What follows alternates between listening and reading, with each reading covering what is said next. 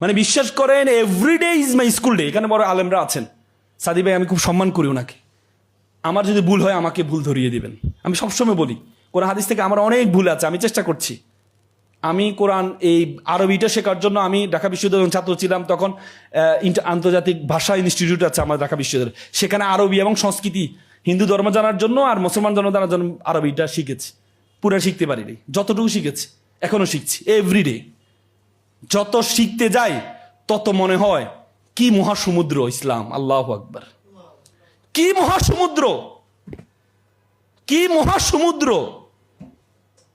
Bible, আজকে যে খ্রিস্টান নিয়ে কথা হচ্ছে, বাইবেলে বলেছে প্রথম আবিষ্কার হয়েছে কি?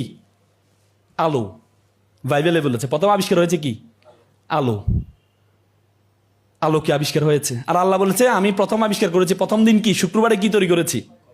শনিবারে কি বানিয়েছি? পৃথিবী তৈরি করেছি। দ্বিতীয় দিন আমি যখন পৃথিবীটা কম্পন শুরু করেছে, আলাম নাজআল আরদা মিহাদা, আমি পৃথিবীকে কি করি নাই? সমতল করি নাই। ওয়াল জিবালা আওতাদা, আর আমি যখন কম্পন শুরু হয়েছে তখন জিবাল পেরাক স্বরূপ কি করেছি? পাহাড়কে বসিয়ে দিয়েছে। তার মানে দ্বিতীয় দিন পাহাড় তৈরি করেছেন, তৃতীয় দিন সূর্য চন্দ্র তৈরি করেছেন। আর ওরা বলে আলো। বর্তমান বিজ্ঞান বলে আমরা যে আলো পাই এটা সূর্য থেকে পাই। কোরআনে সূর্যকে বলছে সিরাজ। কি বলেছে? কি? সিরাজ মানে হচ্ছে টর্চ লাইট, যেটা থেকে আলো বের হয়। আর চাঁদকে বলেছে মনির। মনির মানে কি? যে অন্য থেকে আলো নেই। তার মানে এখন বর্তমান বিজ্ঞান বলে চাঁদের নিজস্ব কোনো আলো নেই, চাঁদও আলো নেই কোথায় থেকে? সূর্য থেকে।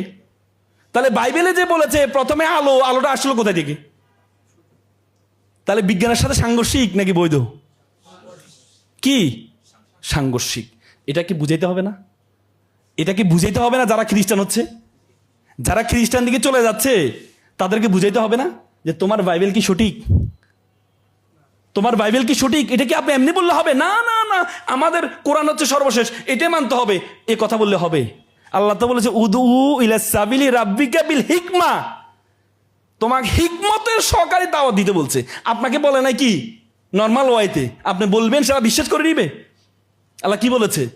হিকমা। হিকমা মানে কি? সাইন্টিফিক ওয়াইতে আপনাকে দাওয়াত দিতে হবে। তারা সাইন্টিফিক ওয়াইতে দাওয়াত দেয়, আর আমরা বলি এই না মুসলমান থাকো, মুসলমান থাকো, জান্নাত পাবা, জান্নাত পাবা। আর তারা তাদেরকে বুঝিয়ে বুঝিয়ে নিয়ে আসে। কিন্তু আপনাকে তো কম্পারেটিভ ডিফারেন্সটা তৈরি করে নিতে হবে। বাইবেলের সাথে কোরআনের সাথে কি পার্থক্য?